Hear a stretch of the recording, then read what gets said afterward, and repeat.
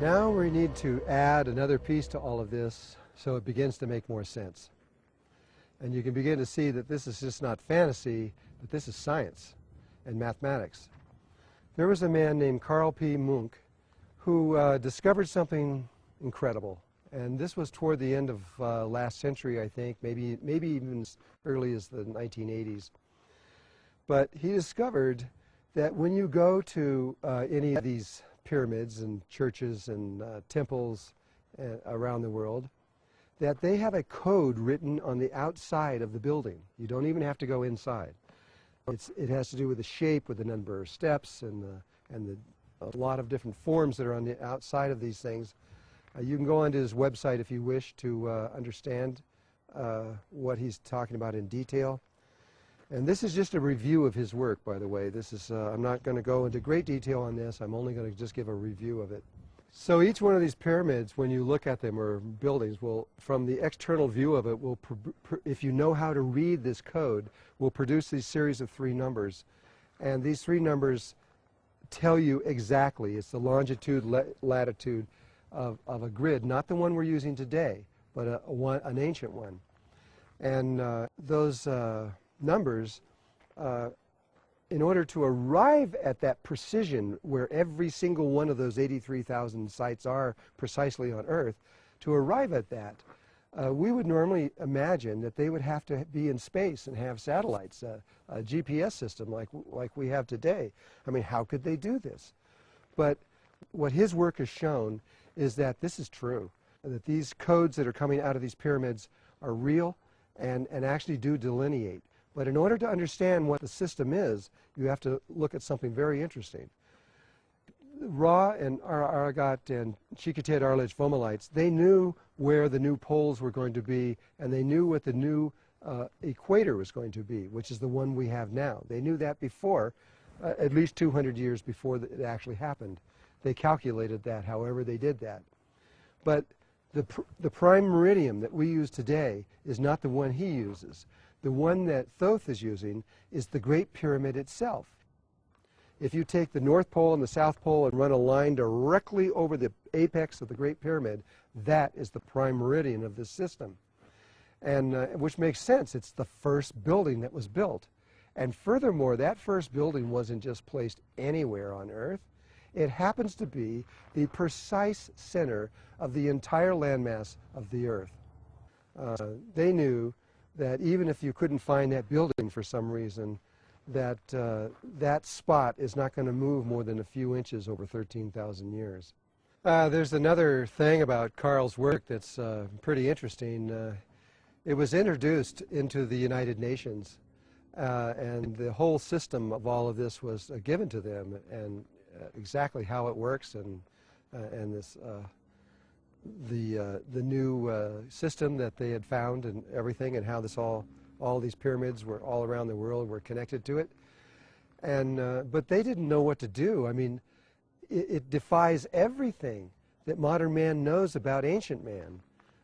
This makes ancient man on almost the same level that we're on, and how could this possibly be?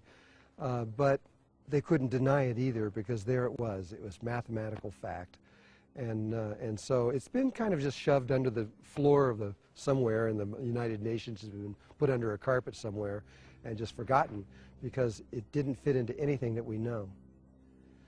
And so what I'd like to do now is just to read to you directly from Carl's work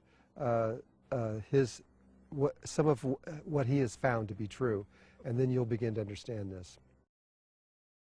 I was trying to develop a code system to be based on the language of latitude and longitude, degrees, minutes, and seconds.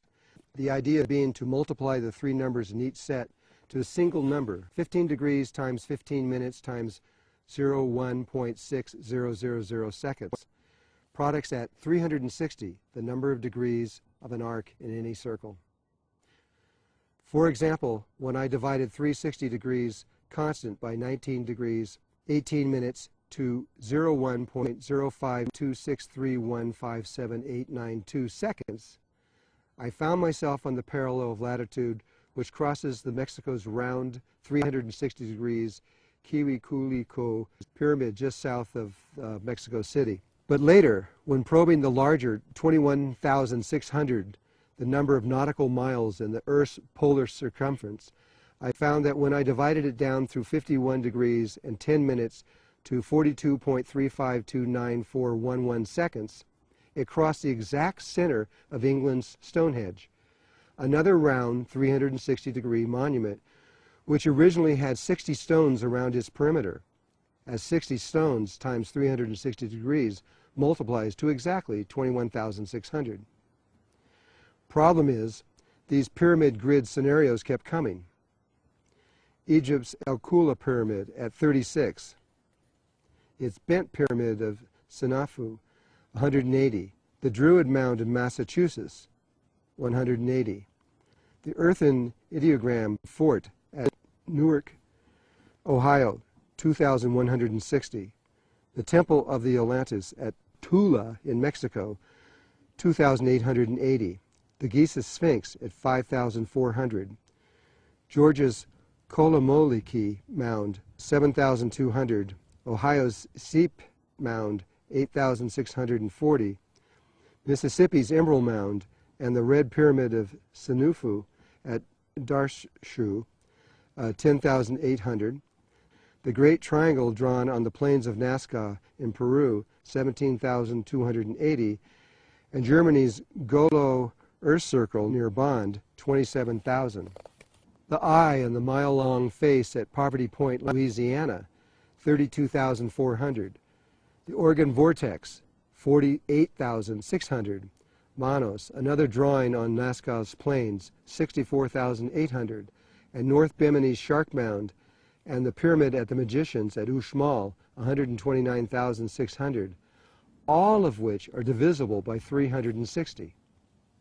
Now that you've heard Munck's words, you begin to understand that there is this precision grid of 83,000 sites all over the world that are precisely put on the planet, precisely in very specific places, and that it was not possible that this could have been done by all these indigenous tribes like the Mayans or the Egyptians or the Chinese, etc., but rather it had to be a single mind, a single thought, a single plan to do this.